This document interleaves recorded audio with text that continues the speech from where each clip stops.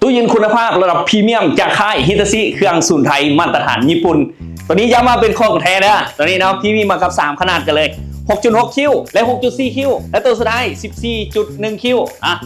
ทุกตัวนี้เป็นแบรนด์แท้เครื่องนำเข้าจากประเทศไทยกันเลยสำหรับตัว 6.6 คิวตัวนี้จะเป็นรุ่น HR 1 S5 188 MN แบรนด์ฮิตาชิมันจะบอกละเอียดกันเลยเนาะตัวนี้เป็นระบบ ID Font นำได้และมีท่านมาให้3ท่านและมีช่องลิ้นชักตัวนี้นำและทางแผงข้างประตูมันจะมี4ท่านอย่างซี่มาให้เลยอย่างงามกันเลยเนาะเวลามันเป็นน้ำก้อนลูกค้าเพียงกดปุ่มเดียวมันจะละลายน้ำก้อนในตัวเลยได้ต่อมาตัวนี้ขนาด 6.4 คิวมันจะแยกซ่องต่างหากเลยการปรับอุณหภูมิซ่องฟิเซอร์ต่างหากซ่องแช่เย็นต่างหากนะและเป็นระบบอินเวอร์เตอร์นำช่วยให้ประหยัดไฟ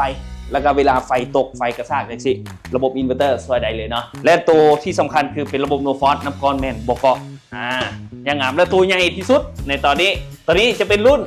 HRTN 6cc 3S ตัวนี้ขนาด 14.4 คิวและตัวนี้ทางด้านในมันจะมีลิ้นชักมาให้นำได้นี่ลิ้นชักทางด้านลุมตัวนี้และตัวซองฟิเซอร์มันก็มีท่าน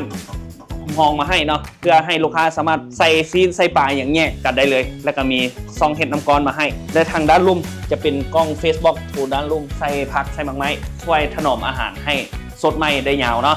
สำหรับตัวนี้จากราคาปกติ11 ล้าน 2 แสนกิบมื้อนี้พี่จัดให้เพียงแต่10 ล้าน 5 แสนกิบเท่านั้นได้และตัวต่อมาขนาด 6.4 คิว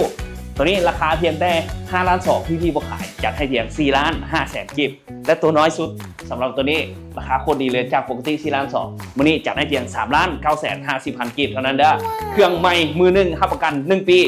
คุณภาพการันตีมาตรฐานญี่ปุ่นได้ขอขอบใจ